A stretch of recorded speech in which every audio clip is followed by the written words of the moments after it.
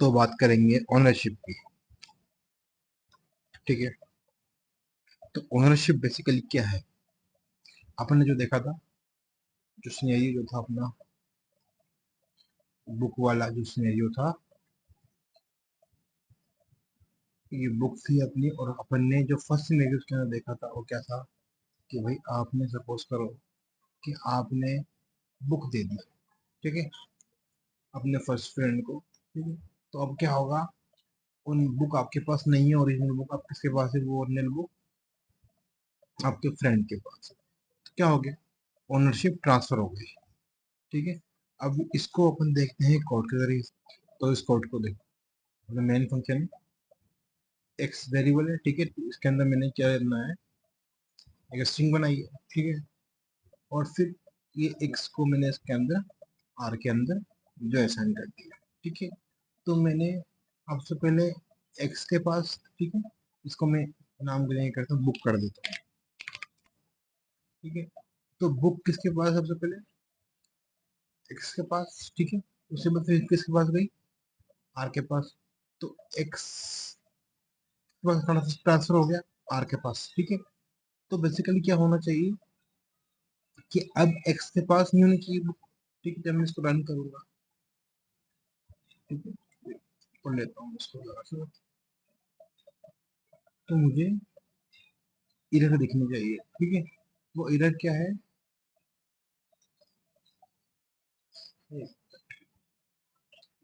तो हमको वार्निंग दिखनी चाहिए, लेकिन वार्निंग दिखेगी नहीं।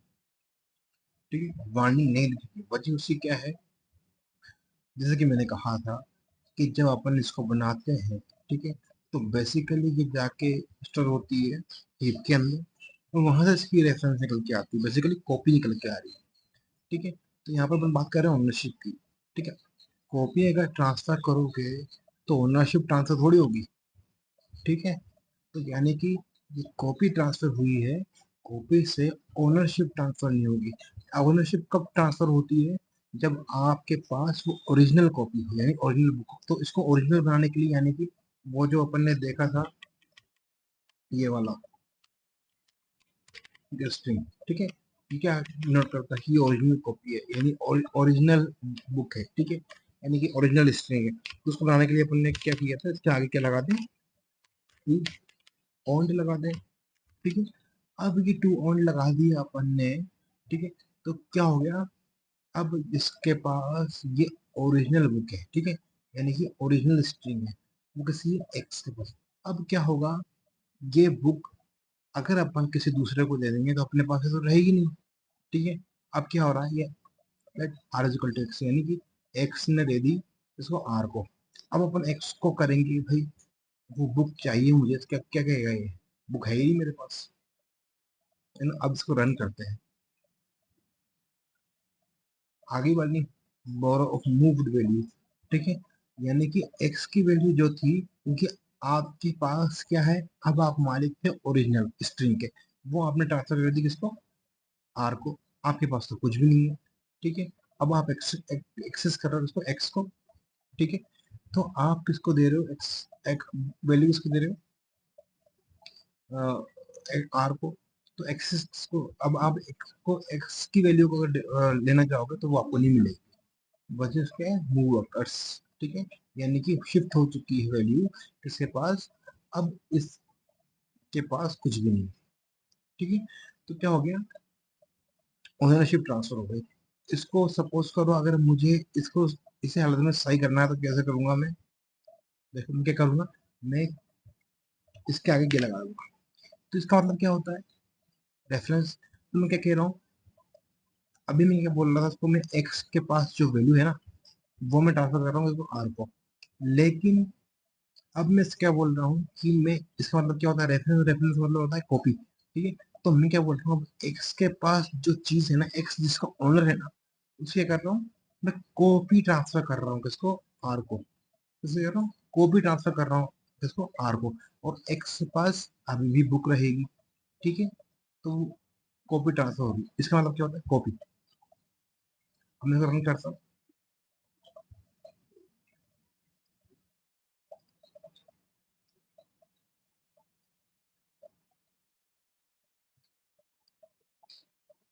ठीक है, तो मेरा अभी रन कर रहा है। क्यों? क्योंकि एक्स के पास मैं एक्सेस कर रहा हूँ अभी, तो एक्स ने क्या किया है, सिर्फ आर को कह दी है, उस बुक की कॉपी दी है, ना कि उसकी बुक। लेकिन जब मैं हटा दूंगा तो बेसिकली मैं क्या बोल रहा हूँ कि एक्स ओनर है किसी चीज का, ठीक है, और वो ओनरशिप ट्रांसफर हो रही है यहाँ पे, ठीक है। तो ये था कॉन्सेप्ट ओनरशिप का।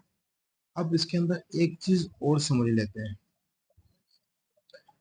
ये वही चीज है, एक्स से इसके अंदर कुछ वैल्यू है, ठीक है, आर के अंदर अपन एक्स की वैल्यू को असाइन कर रहे हैं, ठीक है। तो अब मैं ये देखना चाहता हूँ कि यहाँ पे ओनरशिप की प्रॉब्लम आती है कि नहीं आती। यहाँ पे मुझे ओनरशिप की प्रॉब्लम नहीं है। वजह उसकी क्या है, अपन बात कर रहे हैं स्ट्रिंग की और इंटीजर की। दोनों चीजें अलग मेमोरी के अंदर जो है सेव होती है। जब अपन बात करते हैं स्ट्रिंग की तो वो सेव होती है हीप के अंदर, ठीक है, और जब बात करते हैं अपन इंटीजर की तो वो होती है स्टैक के अंदर।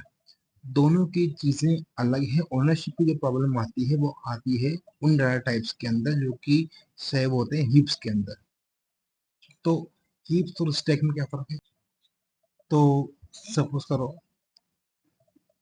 ये सपोज करो ये बुक्स है सारी, ठीक है, ये बुक्स हैं, ठीक है, और ये क्या हो रहा है, ये एक के ऊपर एक रखी हुई है, ठीक है, एक के ऊपर एक के ऊपर एक के ऊपर एक रखी हुई है, ठीक है। अब सपोज करो कि आपने इनको जमाना शुरू किया है, तो जमाना कहाँ से शुरू किया होगा? सबसे पहले ये रखी होगी, ठीक है,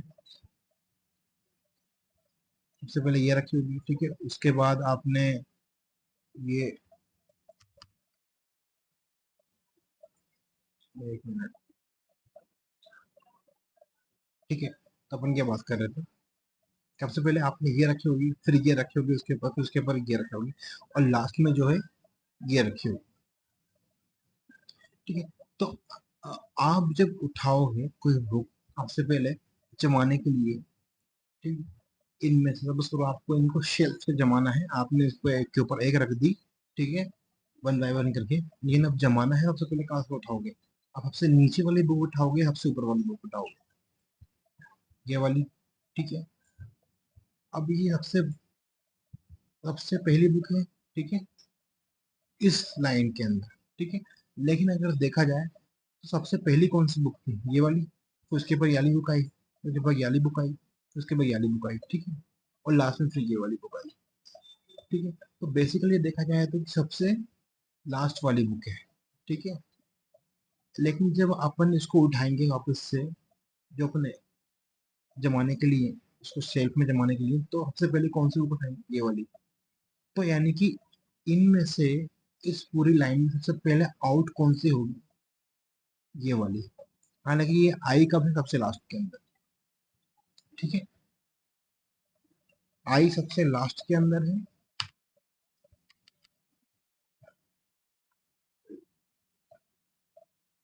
लाइफ, आई सबसे लास्ट के अंदर है, ठीक है, और जाएगी सबसे पहले, ठीक है।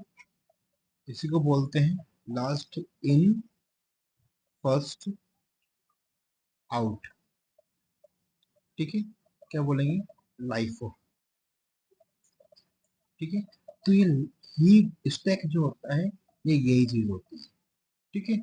और आपके इंटीजर्स जो होते हैं वो सेव होते हैं किसके अंदर? आपके स्टैक के अंदर, ठीक है।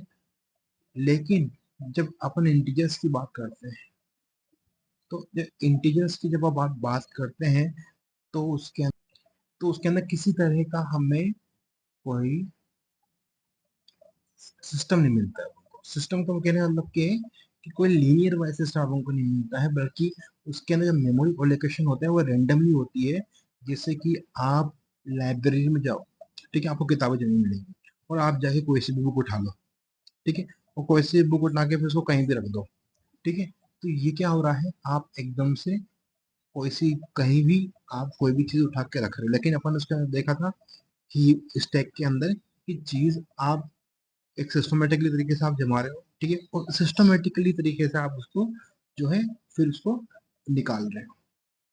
लेकिन यही चीज इसके अंदर आपने जो हीप के अंदर ये चीज नहीं होगी। आप ये समझ सकते हो कि मैं ये इस पूरी को मेमोरी समझ सकते हो, इसके अंदर कहीं भी आपको जाके आप उसको रख दो, ठीक है, और कहीं पे जाके उसको उठा लो, ठीक है। ये क्या होता है, हीप।